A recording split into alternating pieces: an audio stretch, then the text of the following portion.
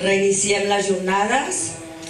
Bé, la sessió d'avui constarà en 4 ponències, després també tindrem la presentació de l'Associació de Municipis de l'Aigua Pública i, per acabar, cap allà a les 2 tindrem l'acte de cloenda més institucional. Bé, la primera ponència ve a càrrec del professor senyor Juan Martínez, que se'n diu Nova cultura de l'aigua, per a què? I hem de dir que en Juan Martínez es defineix, primer de tot, com a membre de la taula de l'aigua.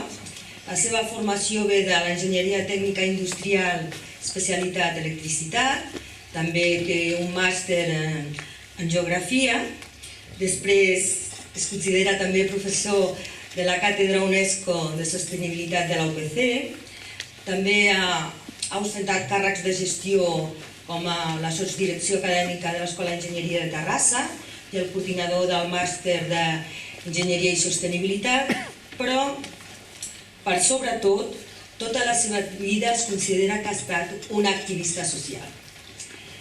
Bé, Juan, ahora te toca a ti tu presentación. Sabes que tienes 50 minutos y después pasaremos al turno de preguntas. Vale. Cuando quieras. Vale, gracias, Bea. Bueno, antes de nada, dar las gracias al Ayuntamiento y a los organizadores de este Ecoforum por la invitación a la taula a intervenir en uno de los apartados. El tema que nos plantearon es este, de la nueva cultura del agua y para qué, pero tenía un añadido que en el título no queda recogido y nos pedían que dentro de esta ponencia entráramos una aproximación al tema del cambio climático. El cambio climático es un tema transversal que va a ir saliendo por todas las ponencias, pero nos pedían que en esta en particular profundizáramos un poco más. Y por tanto lo tenemos incorporado como uno de los temas. En realidad de lo que vamos a hablar es de las implicaciones del cambio climático. Tenemos un tema de, altres condicions de context, otros grandes problemas asociados al cambio climático que tenemos que tener en cuenta. Y luego entraremos en lo que es la aproximación a la nueva cultura del agua, conectándolo con el concepto del para fer què y cómo farem, ¿no? Un poco aproximándonos más al lugar donde estamos y al plan de actividades. Bien, sobre el tema de las implicaciones del cambio climático, en realidad el título es ese, son implicaciones, no vamos a entrar en una definición o en una explicación de lo que es la teoría del cambio climático, la definición del cambio climático como tal, y tampoco podemos abordar lo que serían las políticas de mitigación y adaptación que se derivan del cambio climático. En realidad la intervención no da para eso y sí que nos vamos a quedar un poco en la definición de cuáles son las implicaciones que tenemos que tomar en consideración sobre el cambio climático. Bien, decir que el cambio climático en realidad se define o se hace evidente esencialmente por el proceso de calentamiento global, ¿vale?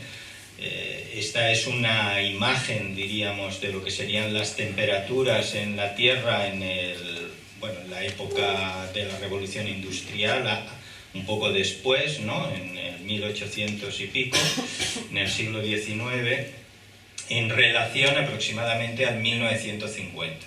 Por tanto, se nota que la temperatura de la Tierra es bastante más fría, también dependiendo de las localizaciones, ¿no? Esto sería el 1950 y esto es lo que tenemos en el 2017. Esa es la visualización del proceso de calentamiento, muy diferenciado, diríamos también, dependiendo del lugar en el que estemos. En realidad, como valores medios a nivel de todo el planeta, podríamos afirmar que en estos momentos estamos rozando ya el incremento de 1 grado de temperatura respecto, diríamos, al 1950, pero vemos que desde la época del siglo XIX hasta mediados del siglo XX podríamos considerar que la temperatura evoluciona poco, y es a partir del 1950 donde todas las manifestaciones del cambio climático se empiezan a hacer evidentes y la tendencia, diríamos, en el crecimiento se hace evidente. De este incremento de temperatura se derivan muchas consecuencias. Una de las consecuencias que se deriva como consecuencia del proceso de deshielo de los casquetes polares, básicamente del Ártico, es el incremento del nivel del mar. Todos los registros en estos momentos apuntan a que el incremento medio del nivel del mar en el planeta pues alcanza ya los 8 centímetros en los últimos 20 años. Es decir, en los últimos 20 años el nivel del mar habría crecido unos 8 centímetros como nivel medio, ¿no? Y todo esto, diríamos, se deriva del incremento en las concentraciones de CO2 principalmente, pero de lo que se llaman gases de efecto invernadero en la atmósfera. Y observamos que ese nivel de concentración del CO2 en la atmósfera ha ido creciendo de manera, diríamos, sostenida. Esto sería la evolución en los últimos 15 años aproximadamente, pasando de unas 380 partes por millón que teníamos hace 15 años a casi las 410 partes por millón, que es donde nos estamos acercando. Quiere decir que es un incremento significativo en un periodo de tiempo extraordinariamente corto, y por tanto es una tendencia muy acelerada que, fijaros, que no se ha retenido ni siquiera con la recesión económica que se ha vivido en esta última década, ¿no? Bien, el cambio climático, y es simplemente una descripción muy rápida, se puede intuir lo que está ocurriendo de esta imagen, diríamos, que describe lo que es el balance energético de la Tierra, ¿vale?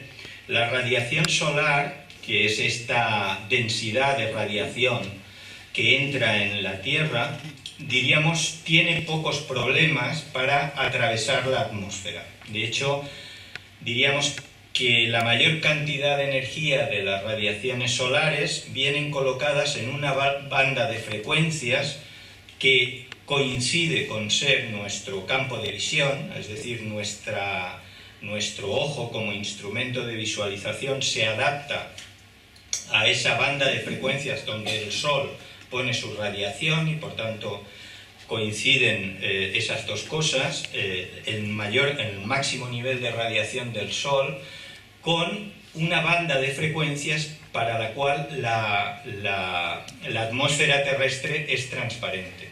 Nosotros podemos ver las estrellas, la luna, el sol, y lo vemos porque para esa banda de frecuencia la atmósfera es terrestre.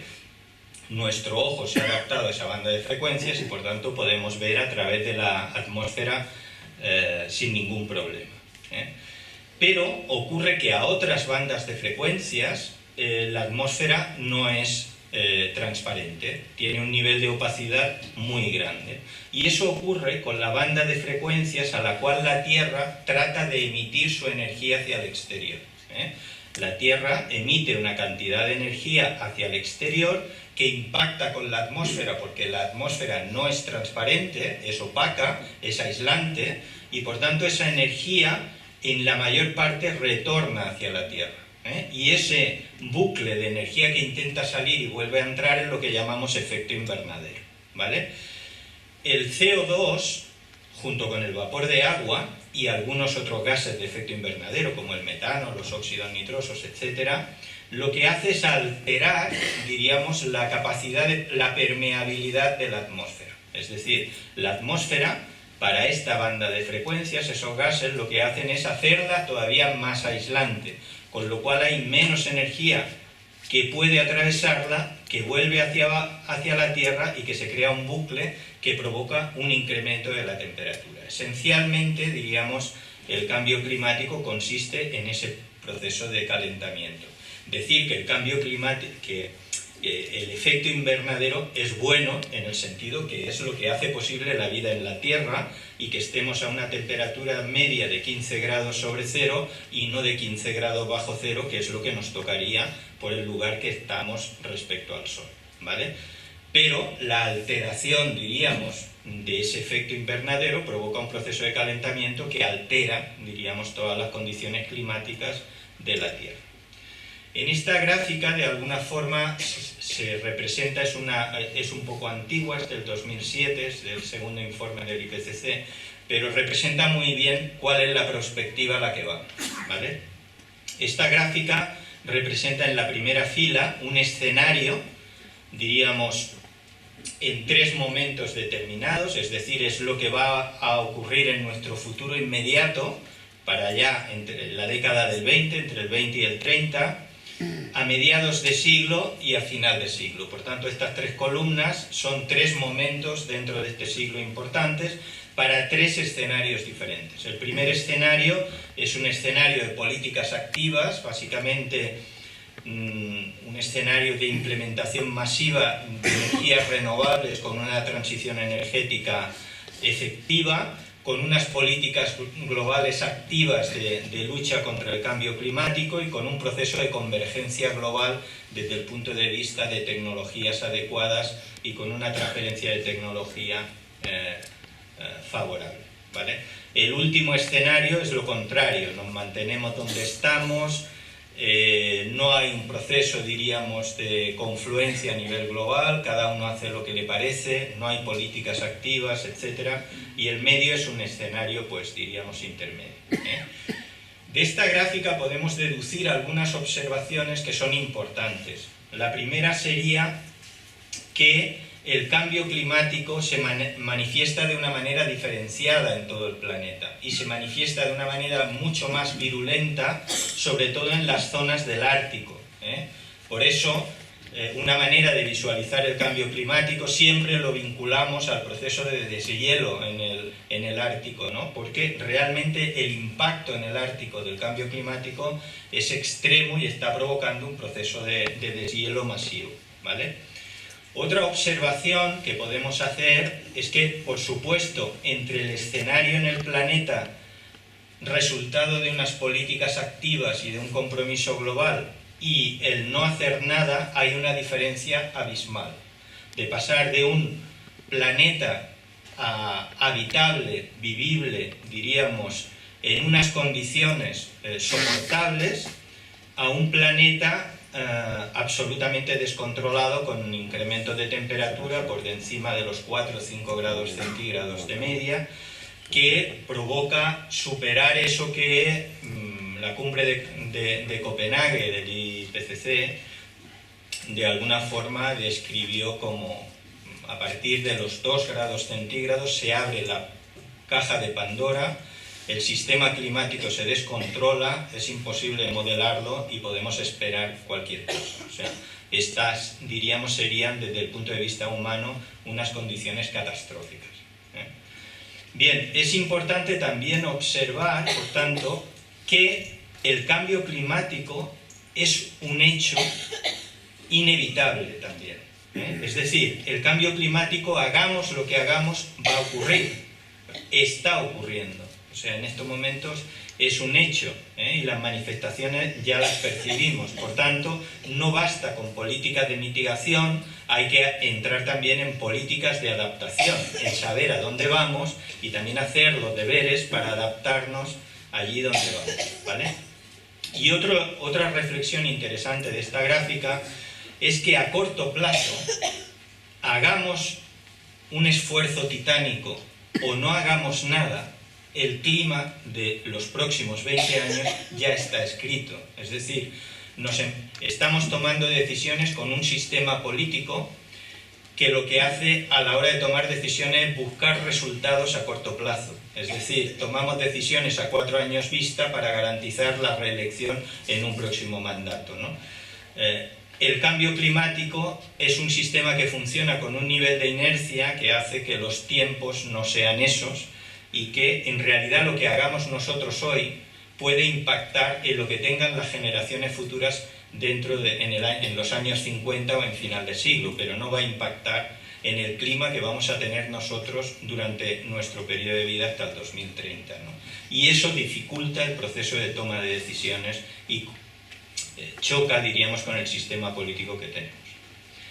La mala noticia de todo esto es que el compromiso de los 2 grados centígrados en Copenhague hoy día es prácticamente inviable alcanzarlo con las políticas energéticas que se están, diríamos, aplicando. Esta es la presentación que hizo la Agencia Internacional de la Energía en esa cumbre de Copenhague del 2009, y ellos dibujaban un escenario, dibujaban 3 escenarios: una evolución tendencial, que sería la línea roja, es donde vamos si no hacemos nada; una línea azul, que es la línea llamada de las nuevas políticas, es decir, si hacemos todo aquello que nos hemos comprometido para los próximos 20 años, esto incorporaría todos los planes y todos los compromisos globales, diríamos, existentes; y la línea verde es lo que tendríamos que hacer para quedarnos en los 2 grados centígrados. Fijaros que la diferencia entre todo lo que tenemos programado y lo que necesitamos, hay una diferencia bastante abismal, que habla de pasar de 35 gigatoneladas de emisión, 35.000 millones de toneladas de emisiones, a prácticamente 22.000 millones de toneladas de emisiones, lo cual es una reducción, diríamos, importantísima, que está lejos, ¿no?, de las políticas y de los compromisos actuales. La buena noticia de todo esto es que vivimos en una de las regiones, en la región europea, con un compromiso más activo en la lucha contra el cambio climático. Y de hecho, toda la política europea en estos momentos se guía en relación al cambio climático por lo que se llama la hoja de ruta hacia una sociedad hipocarbónica en el 2050. Y supone, los objetivos de esta hoja de ruta suponen una reducción del 80% de las emisiones respecto a 1990. Es una reducción, diríamos, extraordinariamente importante, ¿vale? Eso supone que vamos a vivir transiciones importantísimas en todo el sistema, diríamos, social y económico europeo, ¿eh? Se habla de una electricidad en el 2050 producida con reducciones prácticamente del 100% de las emisiones. Por tanto, se está hablando al 2050 con un sistema de energías renovables al 100% prácticamente. Unas reducciones en el sistema industrial superiores al 80%. Aquí se está hablando de economía circular, se está hablando de toda una serie de políticas y medidas, de planes de reducción en los sectores industriales, etc. En el transporte, reducciones del 60%, en el sistema residencial, reducciones del 90%. Todo esto nos dibuja un mundo,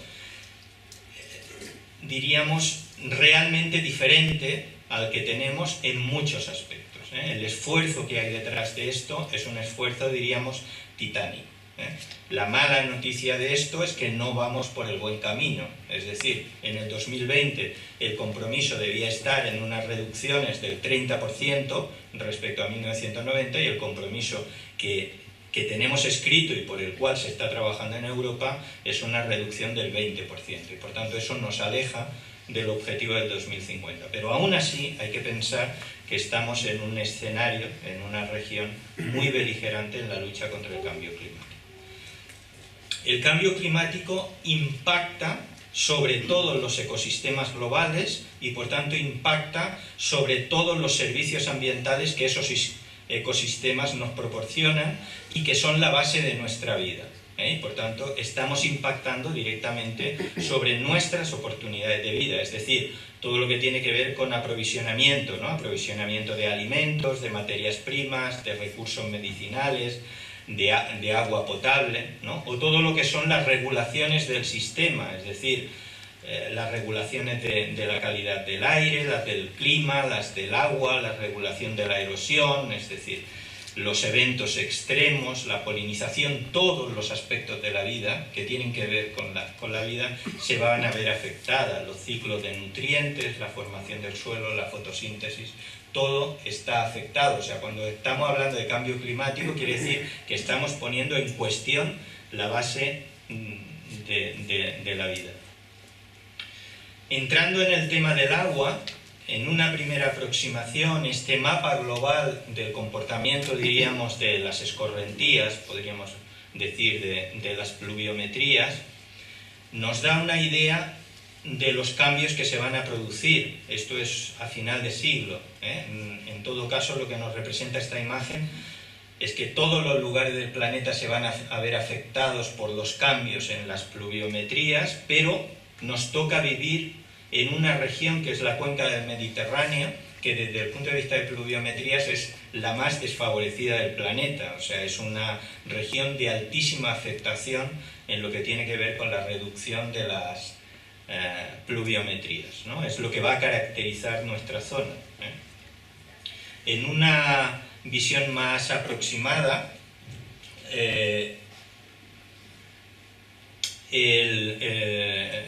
bueno, hay unos escenarios a medio plazo y unos escenarios, diríamos, a largo plazo en Europa, que apuntan también a unas reducciones, diríamos, a medio plazo en el contexto nuestro que estamos de Cataluña, de unas reducciones entre un 5 y un 25%, a más largo plazo, pues reducciones que podrían estar entre el 25 y el 50% de reducciones, y con reducciones por encima del 50% en toda la parte, diríamos, occidental de la península. Esto es lo que se deduce de una aproximación mayor a la región en la que nos encontramos. El Ministerio de Medio Ambiente realizó estudios, ¿no?, que Ecologistas en Acción, en su publicación sobre las consecuencias del cambio climático, hace públicos, ¿no? Y lo que se observa en estos datos es que el cambio climático, como decíamos, ya es un hecho, ¿eh? Y la variación en las aportaciones medias de agua en las diferentes cuencas o importantes cuencas de la península, diríamos entre lo que podríamos decir mediados del siglo pasado y finales del siglo, se registran reducciones muy significativas. En el Ebro, que estaría dentro de nuestro contexto de vida, reducciones del 21%, y en las cuencas internas de Cataluña reducciones del orden del 20%. Eso ya es lo que está pasando y es un efecto del cambio climático. De cara a futuro, a mediados, diríamos, de siglo, para el 2040-2070, se estaría hablando, según el escenario, de reducciones en la pluviometría entre el 8 y el 9%, pero con incrementos de lo que se llama la evapotranspiración, o sea, el agua que cae, una gran parte se evapora a través de la absorción y de la evaporación y de los procesos de evapotranspiración que se producen en las plantas, y también de la evaporación directa, que se va a incrementar como consecuencia del incremento de temperatura aproximadamente en un 6%. La composición de esas dos cantidades nos da que a mediados de siglo el agua disponible para la recarga, diríamos, de ecosistemas y la recuperación de la humedad del suelo podría reducirse entre un 12 y un 15%, diríamos, a mediados de siglo. A finales de siglo, pues eso se incrementaría bastante más, ¿vale? Y la escorrentía, que es lo que diríamos agua circulante por la superficie o por las capas freáticas a nivel subterráneo, se reduciría aproximadamente entre un 11 y un 16%, yendo a finales de siglo con reducciones entre el 14 y el 28%. Por tanto, estamos hablando de ese tipo de reducciones de los volúmenes en disponibilidad de agua. Estudios aún más pormenorizados realizados en Cataluña, tendríamos los informes del ACA, de la Agencia Catalana del Agua, en el informe de Agua y Canvi Climàtic, que da cuenta que también, según el escenario de emisiones al que nos enfrentemos, pues podemos hablar de en un escenario moderado o bajo de emisiones, de impacto del cambio climático, de reducciones del orden del 15%, en un escenario medio del orden del 30% de reducciones, y en un escenario alto, pues reducciones por encima del 40%. Ese es un poco el escenario que dibuja el ACA. En el último informe, en el tercer informe de cambio climático en Cataluña, en las dos cuencas que nos afectan directamente, es decir, el Ter y el Llobregat, que es de donde sacamos agua, pues aquí lo que se nos dice es que en las dos cuencas la reducción de pluviometrías sería aproximadamente de un 6% a mediados de de siglo, en el 2050, y diríamos la parte de escorrentía en relación a la pluviometría, es decir, el agua circulante en relación a la que cae, se reduciría también entre un 7 y un 10%. Por tanto, en la cuenca del Llobregat vamos a una reducción a mediados de siglo del orden del 13% respecto al agua circulante en este momento, y en el Ter a una reducción del 15%. Eso es lo que dicen los números en este momento. En todo caso, vamos a un escenario de escasez de agua, si además lo conectamos con las tendencias en la demanda y en los usos, ¿vale? Bien. Antes de entrar en la nueva cultura del agua,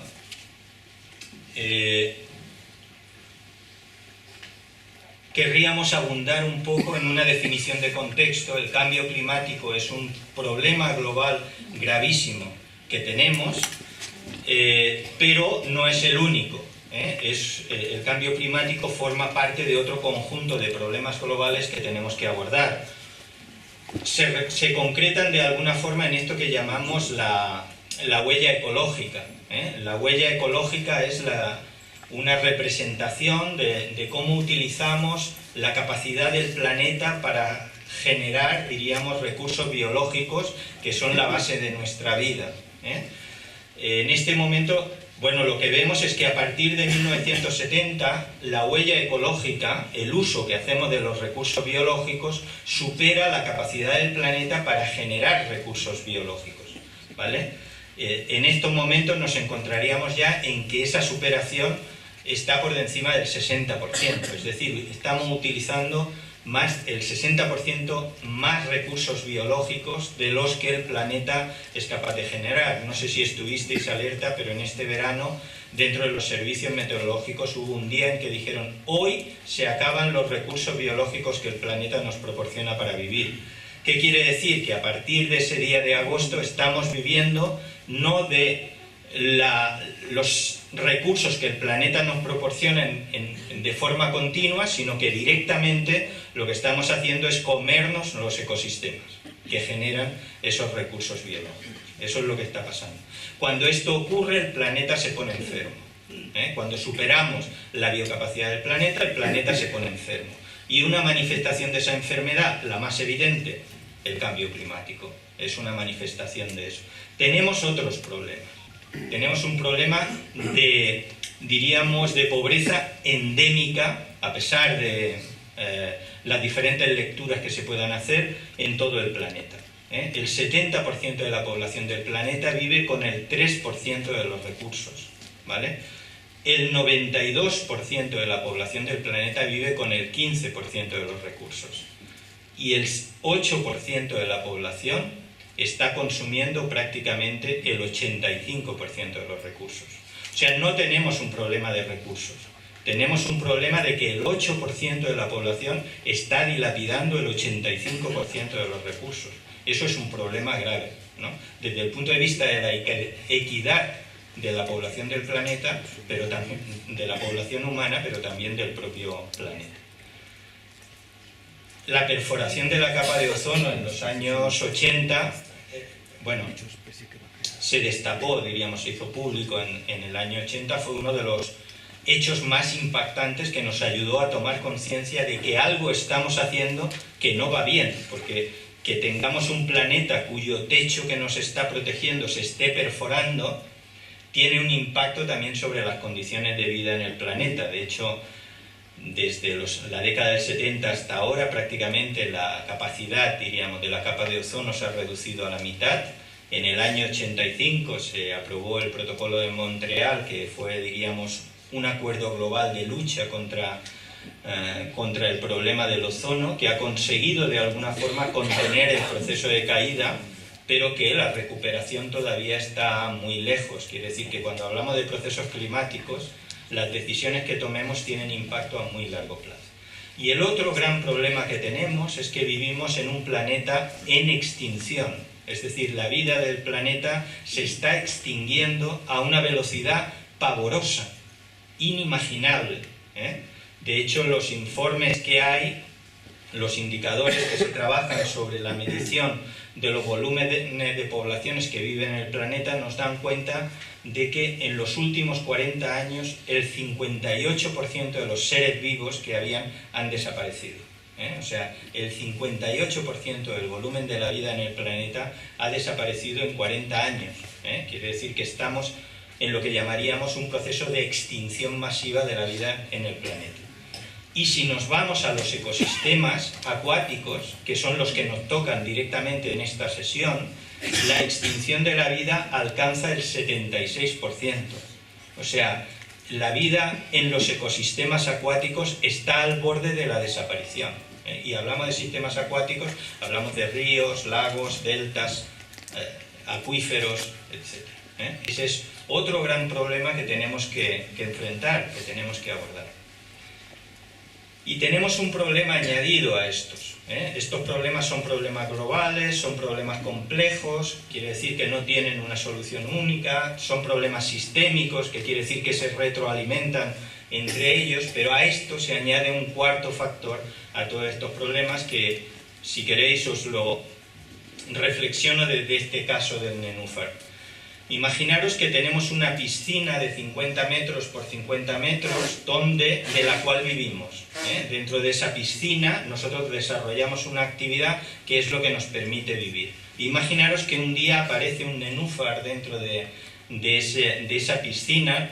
El nenúfar como planta no tiene nada que ver con lo que voy a explicar, pero solo lo pongo como caso, es una planta muy bonita y nos puede parecer hasta interesante. Pero este nenúfar tiene una cualidad, y es que cada 5 días se duplica, ¿vale? A los 5 días tendremos 2 nenúfares, a los 10 días tendremos 4 nenúfares y así, ¿vale? Cuando pasen 50 días, lo que tendremos es una especie de pin en una esquina de la piscina que nos puede parecer hasta decorativo, que no tiene ninguna afectación sobre nuestra actividad y que nos puede parecer hasta bonita una mancha de nenúfares ahí en la piscina.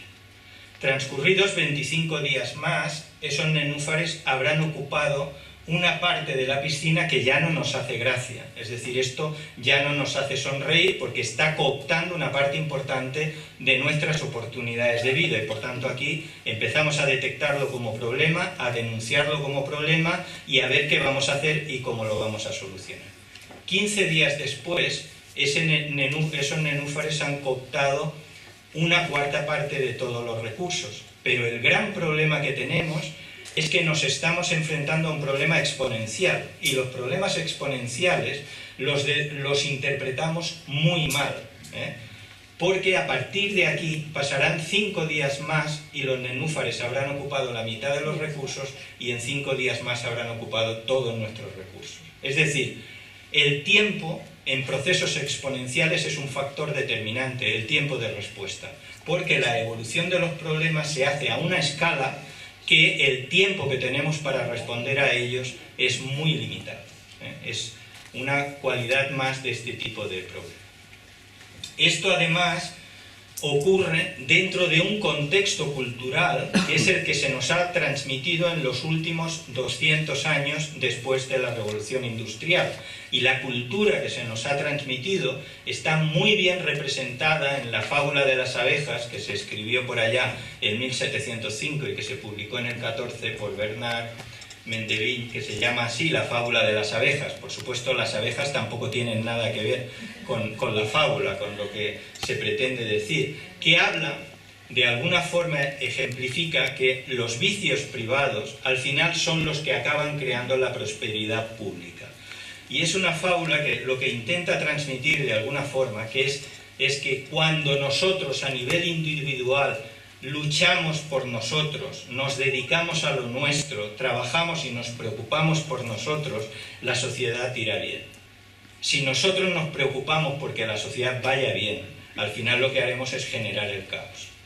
Pero el mecanismo, el ir cada uno a lo suyo, es lo que genera la prosperidad pública.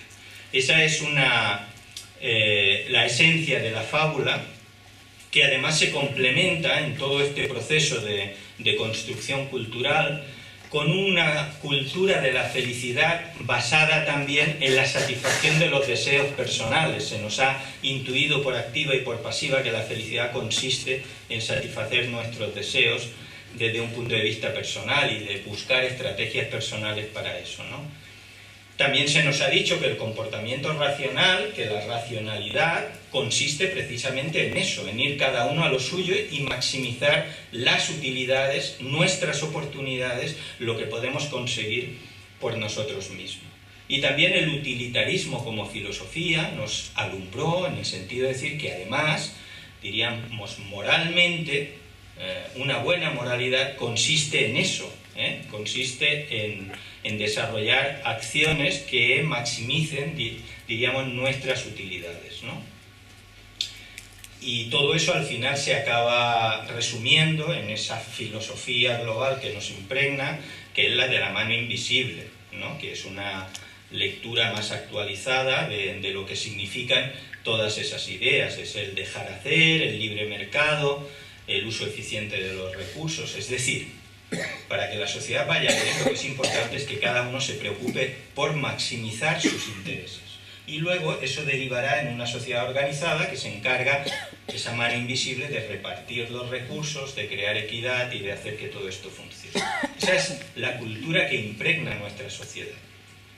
Si eso lo conectamos con el dilema del prisionero, que os recomiendo que busquéis por Google el dilema del prisionero y leáis un poquito, es el dilema al que nos enfrentamos cada día a la hora de decidir nuestras acciones, cuando se pone en juego nuestro interés individual y el bien común de la sociedad.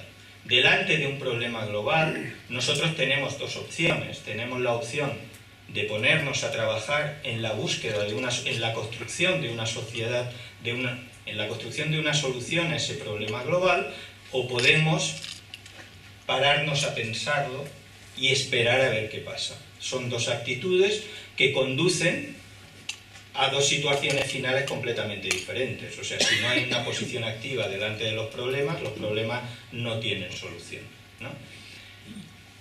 A la hora de decidir qué hacemos individualmente delante de un problema como el problema climático, nos enfrentamos, por tanto, a una reflexión delante del intentar intuir qué harán los demás. Es muy importante lo que harán los demás para ver qué es lo que voy a hacer yo. Si yo, por ejemplo, decido ponerme activamente a trabajar en la solución del cambio climático, va a depender de lo que hagan los otros. Si los otros también se ponen, ¿qué ocurrirá? Pues que por una parte podremos alcanzar una solución al problema y yo habré dedicado un tiempo importante de mi vida a la solución de ese problema. Seguramente diríamos, desde el punto de vista colectivo, esta es el mejor escenario posible. Desde el punto de vista personal es discutible, porque desde el punto de vista personal, si los demás se dedican a solucionar el cambio climático, el problema se solucionará, pero si yo me he dedicado a hacer otras cosas, el problema también se solucionará. Y por tanto, desde el punto de vista individual, igual es la solución ideal, que los demás se encarguen de solucionar el problema y yo me dedico a otras cosas. Eso, desde el punto de vista individual, aún es mejor, ¿no? Si los demás no se dedican a solucionar el problema, ¿qué ocurrirá? Pues que el problema no se solucionará. Si yo me he dedicado a trabajar activamente en la solución del problema y los demás no lo hacen, el problema no se soluciona y yo he dedicado mi tiempo a eso. Diríamos, es un escenario para pensárselo, ¿vale? Si esa es la vía, Pero si los demás no se dedican, el problema no se soluciona. Si yo me he dedicado a otras cosas, pues, bueno, por lo menos me lo he intentado pasar bien en el tiempo que nos queda, ¿vale? Si el problema no se soluciona, lo equiparamos a todos nos vamos a la porra, que es lo que dice esto de aquí, ¿no? Pues en el todos nos vamos a la porra, la decisión racional, ¿cuál es? ¿Me dedico activamente a solucionar el problema o me dedico a pasármelo bien, ¿no?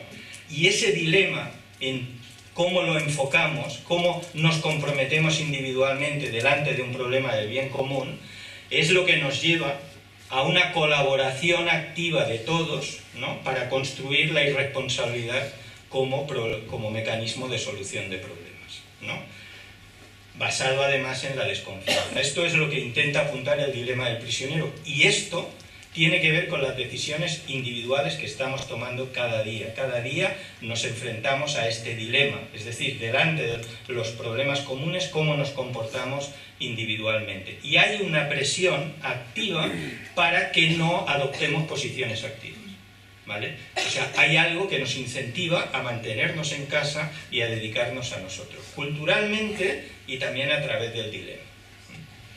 Bien, avanzamos hasta el...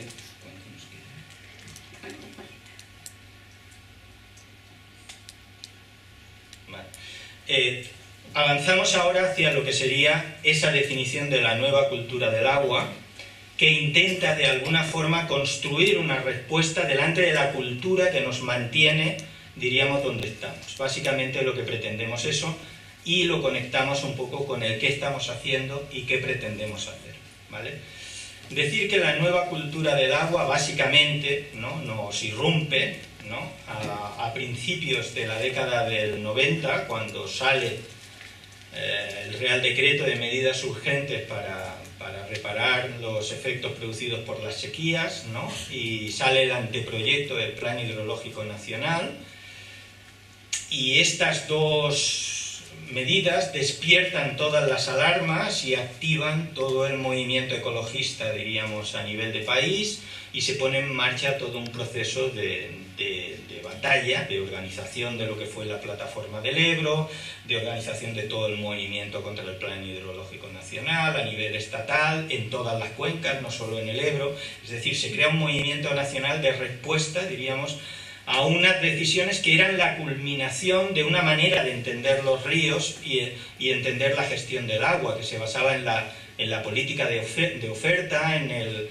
agua como negocio, en las cuencas excedentarias y deficitarias, en toda la política de presas y trasvases, es decir, en una política del agua que se basaba en entender que el que había diseñado el mundo lo había hecho mal, y los ríos no estaban donde tenían que estar, donde tocaba, y el agua no estaba donde tocaba, y por tanto nosotros lo íbamos a arreglar, y íbamos a poner el agua donde toca, y no donde la han puesto, que está mal. Todo eso ha generado una catástrofe, diríamos, en nuestros ríos, que es un poco la responsable de esa desaparición y esa destrucción, diríamos, de lo que llamamos los ecosistemas acuáticos.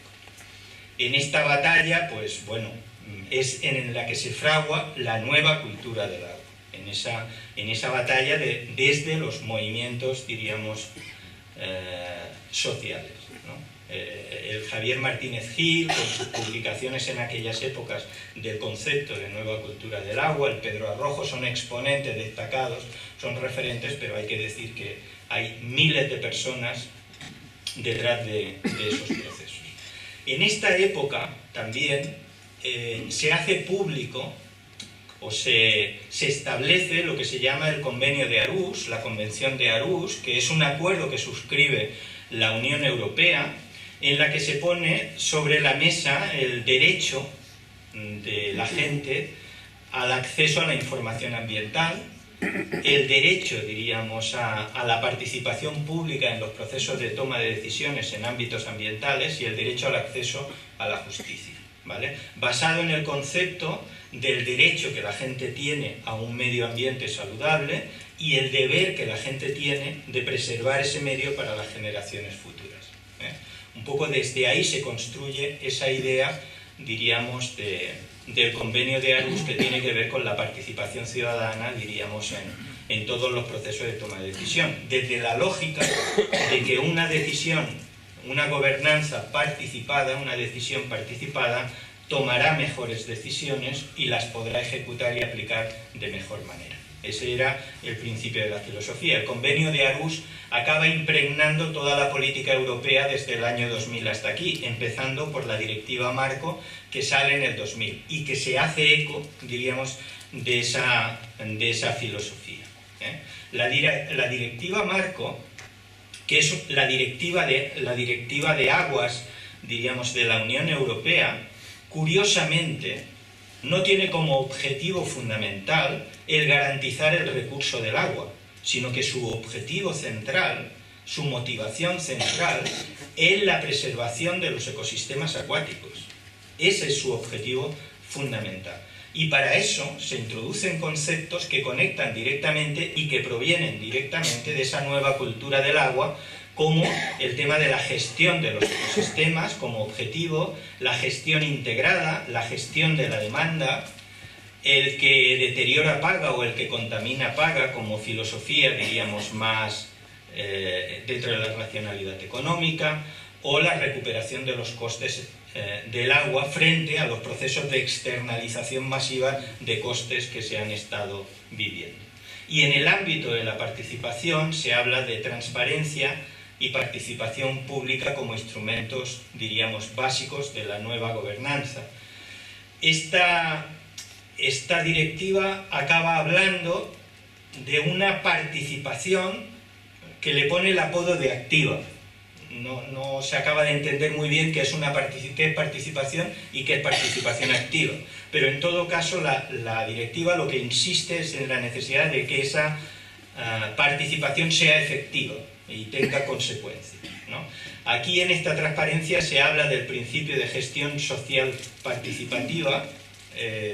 Yo creo que esto está más allá de la Directiva Marco del Agua y la directiva no llega a ese nivel de una gestión social participativa, pero bueno, se incluye aquí como una dimensión social de corresponsabilidad. A mediados de la década del 2000, en el 2005, se hace pública la Declaración Europea de la Nueva Cultura del Agua, que acaba definiendo, o es un instrumento importante de definición colectiva de lo que significa esa nueva cultura del agua, y de hecho,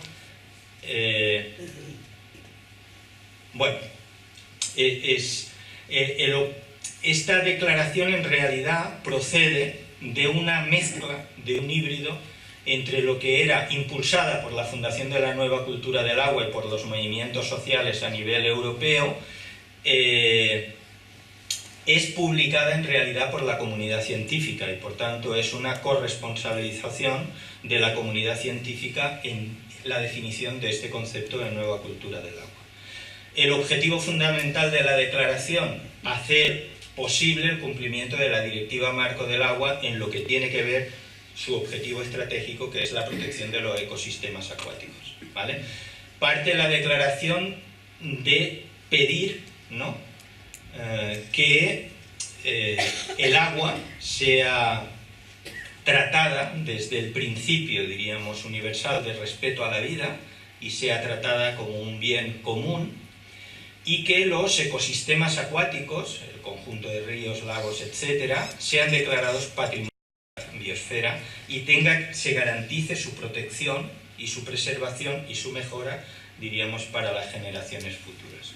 Las ideas base, diríamos, de esta declaración es conectar, diríamos, esta batalla, esta nueva cultura del agua, con lo que es una gestión sostenible del agua, lo que es una gestión desde la equidad, una gestión equitativa del agua y una gestión colaborativa del agua. Esos serían los tres principios básicos desde un enfoque sistémico, es decir, de tomar en consideración todo el conjunto de los ciclos y los ecosistemas, y desde la idea de la gestión de la demanda, desde la óptica de la demanda y no desde la gestión de los recursos, ¿vale?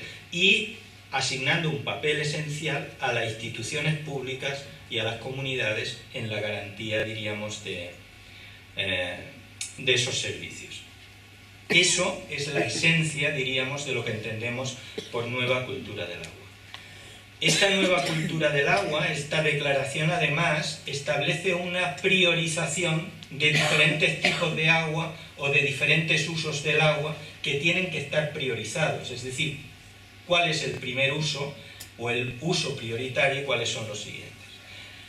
Hay un agua que la llama, que ayer en la exposición se apuntaba también en ese sentido, ¿no? Es lo que se llama el agua vida, que es el agua que está dedicada a garantizar esencialmente, de manera esencial, la vida de los seres vivos, incluidos los humanos. Por tanto, es el agua esencial, diríamos, para la garantía de la vida de los seres humanos, también de los otros seres vivos y de los ecosistemas. Ese agua dedicada a eso se llama agua vida y debe estar protegida desde la lógica de los derechos humanos, como un principio fundamental. Luego estaría otras aguas que se dedican a la satisfacción de lo que llamaríamos dentro de esa categoría de actividades dentro de interés general, ¿vale? Que ahí estaría todo lo que son los servicios urbanos de agua y saneamiento, ¿eh? Eso es el concepto de agua ciudadanía, que tiene que ser protegido desde esa lógica de derechos sociales de ciudadanía. Y luego estaría el agua economía, es decir, el agua que se basa en el derecho de cada uno a mejorar sus condiciones de vida y a desarrollar actividades, a hacer negocios, etc. Está vinculada a todo el carácter productivo, diríamos, de la sociedad, ¿vale? Y sería una tercera categoría. Luego se habla también del agua delito, es decir, aquel agua que se hace un uso de ella que perjudica, diríamos, la salud y el bienestar colectivo, y por tanto son usos que deberían ser protegidos. Bien, ese sería el contexto global de la definición, por así decir, del concepto de nueva cultura del agua. A partir de ahí, en Tarrasa, en particular la taula del agua, hace de la tabla del agua conectada con toda esa visión global de la nueva cultura del agua, intentando impregnarse de ella y de la mano de Agua es Vida y de todo el movimiento europeo del agua, se intenta hacer conjuntamente una destilación de todas esas ideas para acabar concretándolas en principios de gestión del agua a nivel de ciudad, ¿vale? Y de ahí salen los 13 principios que en estos momentos definirían la nueva cultura del agua en la ciudad y que es de alguna forma lo que pretendemos y es nuestra, diríamos, interpretación de toda esa filosofía global. Hay unos principios dentro del ámbito de los derechos humanos, que sería el principio de derecho de acceso al agua y el principio de precio justo del agua. Luego, sobre lo que es el agua como servicio público, estaría el principio de gestión pública, el principio de calidad, diríamos, del agua, el principio de nueva cultura del agua y el principio de trabajo en red y en complicidad. Desde el punto de vista del control ciudadano estaría el principio de participación ciudadana y el principio de transparencia y el principio de fiscalización y control social, diríamos, de la gestión del agua. Y desde el punto de vista de la eficiencia y la sostenibilidad, estaríamos hablando del principio de sostenibilidad del ciclo integral del agua, el principio de la sostenibilidad financiera, el principio de la gestión sostenible y eficaz y eficiente del servicio y el principio de plena recuperación de costes. Esta definición que nosotros hacemos está en una fase embrionaria y lo está a nivel general. En el sentido de que aquí lo que hemos alcanzado es diríamos, una focalización de los principios y una definición de esos principios, pero todavía tenemos que saber qué significan esos principios a nivel de ciudad, es decir, estos principios cómo se transforman en política dentro de la ciudad. Ese es el reto que tenemos de encima de la mesa, ¿vale? ¿Por dónde empezamos? ¿Qué es lo que estamos proponiendo? En principio la idea es avanzar en un plan de trabajo. Hablaríamos del plan de trabajo del Observatorio del Agua de la Ciudad, para nosotros como instrumento dedicado esencialmente a la fiscalización del servicio, pero también a la definición desde la complicidad de nuevas políticas del agua. Deberíamos empezar por avanzar en el desarrollo y en la implementación de este concepto de nueva cultura del agua en la ciudad. Tendríamos que definir qué significa el derecho humano al agua dentro de la ciudad, cuáles son los costos del agua dentro de todo el ciclo de vida del agua, qué es el precio justo, eso tenemos que acabar concretándolo. Todo el tema del sabor del agua, el agua no embotellada, el plástico vinculado al agua, eso tiene que ver, tiene una dimensión técnica en el sentido de la mejora del sabor del agua, pero tiene también una dimensión cultural que tenemos que trabajar. ¿Qué información tiene que estar a disposición del público y cómo, con qué indicadores, para que esa información sea fácilmente interpretable, cómo vamos a controlar el servicio y sobre qué información, todo el tema de la huella hídrica de la ciudad y el impacto en los ecosistemas acuáticos, tenemos que saber evaluarla para tomar conciencia de lo que estamos haciendo y cómo dinamizamos la participación y el control social, ¿vale? El instrumento básico para hacer estas cosas para nosotros es el Observatorio del Agua de la Ciudad, que se está poniendo en marcha junto con la empresa que va a gestionar el agua desde el ámbito público.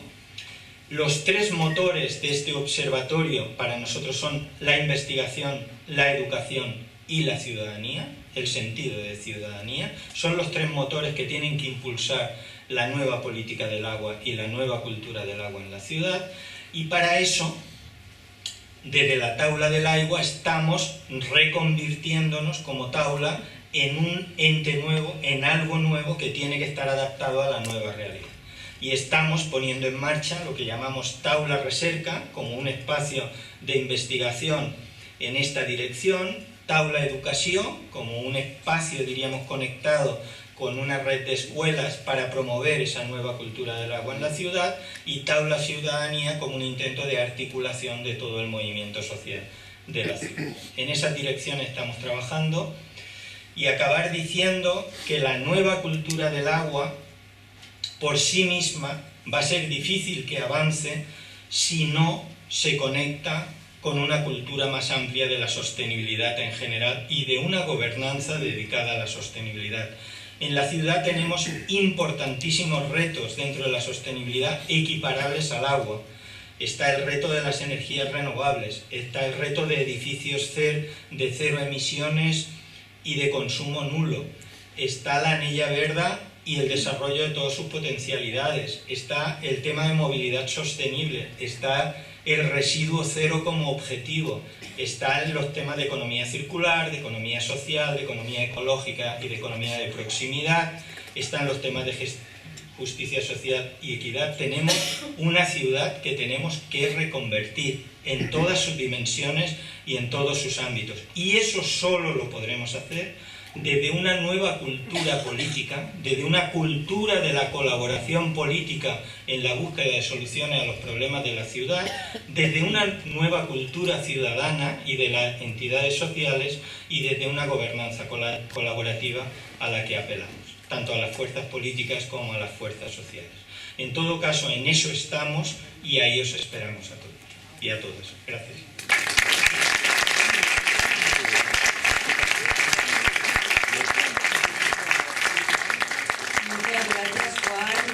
Gracias por todo lo que nos has aportado. A mí me ha recordado aquel lema de 1992 de la primera cumbre de Río, de visión global, actuación local, ¿no? Ha sido como todo un repaso, ¿no? Hasta llegar, ¿no? a plasmar, digamos, cómo podemos actuar. Bien, ahora nos toca el turno de preguntas, comentarios, dudas, y tenemos 10 minutos, por tanto buscaríamos preguntas cortas y respuestas cortas, ¿vale? Muchas gracias. Adelante, allí hay una. Hola, Juan, buen día. Ángel Gallegos, de la Cátedra UNESCO. La verdad fue muy refrescante la plática que nos has dado, en especial en este Ecoforum, y al final mencionaste parte de la respuesta que te iba a hacer, sino la parte de, como propuesta de la Taula del Agua y esta reorganización o transformación o evolución. Finalmente ya mencionas la parte de educación ahí, una tabla para la educación, pero a manera muy concreta, ¿cuál es la propuesta para que todos estos conceptos que ahora nosotros vemos, que ya tenemos alguna edad y ya conocemos algunas cosas, cómo se está pensando el manejar esos conceptos a nivel de escuela de educación básica a distintos niveles?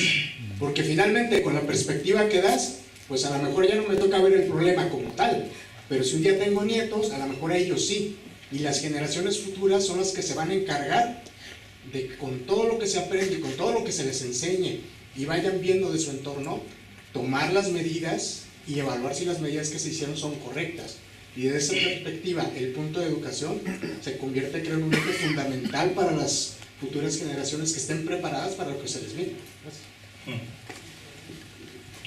Bueno, muy rápidamente, a ver, la dimensión de educación es multidimensional también a nivel de ciudad, pero Taula Educació, que es un grupito de gente que en estos momentos está empezando a trabajar en esa dirección de la nueva cultura del agua, básicamente en el mundo educativo, en las escuelas es por donde se está empezando. Lo que se está empezando es primero a reforzar el grupo de trabajo, a definir un plan de trabajo y a consolidar una red de escuelas dentro de esa dinámica de nueva cultura del agua. De hecho, ya se han tenido varias reuniones con la xarxa d'escoles per la sostenibilidad, se están teniendo entrevistas personales con escuelas, hay todo un plan de trabajo, diríamos, de contacto con las escuelas. El objetivo básicamente es hacer una diagnosis de todo lo que se está haciendo en las escuelas en temas de agua, o sea, se está empezando por hacer una diagnosis de todo lo que ya se sabe y de todo lo que ya se está haciendo. La idea es avanzar hacia la elaboración de un banco de recursos pedagógicos dedicado a las escuelas a todos los niveles educativos, buscando la complicidad, diríamos, de las escuelas, y también se está trabajando en la dirección de reforzar el papel que todo el trabajo de investigación en las escuelas a través de los proyectos de recerca, etcétera, puede tener como contribución, diríamos, a la creación de conocimiento. Entonces también hay toda una línea de trabajo, en estos momentos hay una oferta a las escuelas de 54 y pico proyectos de recerca, es decir, hay todo un trabajo desplegado que se está haciendo en la medida de nuestra capacidad de trabajo y al que llamamos a colaborar a todo el que quiera participar, sobre todo personas que puedan estar vinculadas al mundo educativo, ¿no? De momento estamos ahí, pero quiero decir, la estrategia es esa. Esa estrategia está definida como un ámbito esencial del Observatorio del Agua y por tanto también eso quiere decir que tiene que haber recursos, tiene que haber interés desde la ciudad y desde todos los instrumentos y todas las capacidades de la ciudad para poder abordar esas tareas, ¿no? Que no solo se pueden hacer desde el voluntariado. Hola, bon dia, Juan. Un plaer sentir-te tan ordenat i una enveja. Per altra part, et volia demanar que si podies parlar d'un projecte en el que treballarem junts, potser, que és el de la taula de Conca, perquè l'aigua a Terrassa, aquí, ha semblat una mica que sortia d'un bolet. I llavors, jo penso que l'aigua majoritàriament ve del Llobregat, i el Llobregat té dos problemes molt forts. Un és la salinitat, que contamina l'aigua i la fa venir diferent, i un altre és el preu que ens costa, perquè el que una empresa contamina ho paguem entre tots. Llavors, per lluitar contra aquestes coses o per posar-hi remei, hem engegat la taula de Conca. L'Ajuntament de Terrassa ha presentat una moció precisament sobre això, que l'estava buscant però no l'he trobada, i volia demanar que em parlessis una mica. Gràcies. Gràcies, Jep. Bueno, a ver, yo he intentado hacer un dibujo global, ¿no?, sobre ese tema, planteando las dificultades y los problemas asociados a los ecosistemas acuáticos y conectándolo con el concepto de remunicipalización, con el concepto, diríamos, de gestión pública y de participación y tal. Y es donde me interesaba situar. Después de esta presentación hay una presentación específica dedicada a los ecosistemas acuáticos, a los ríos, que además la hace Narcís Prat, que es una autoridad y que la hará 1000 veces mejor que yo, de lo que yo te pueda decir. Pero sí estamos juntos trabajando en eso y seguiremos haciéndolo, claro.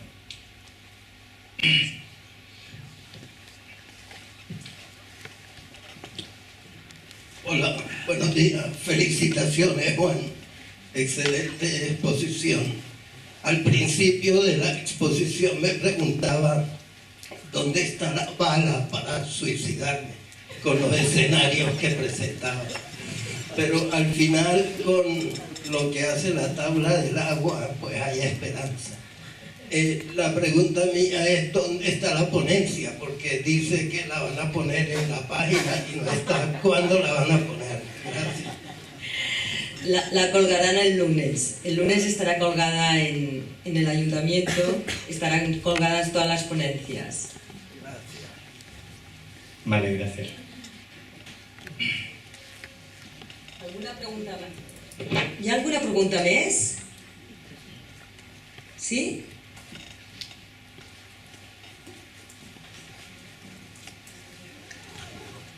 No? No n'hi ha més? Ningú s'anima? Bueno, doncs complim amb el temps, per tant, felicitats. Juan, per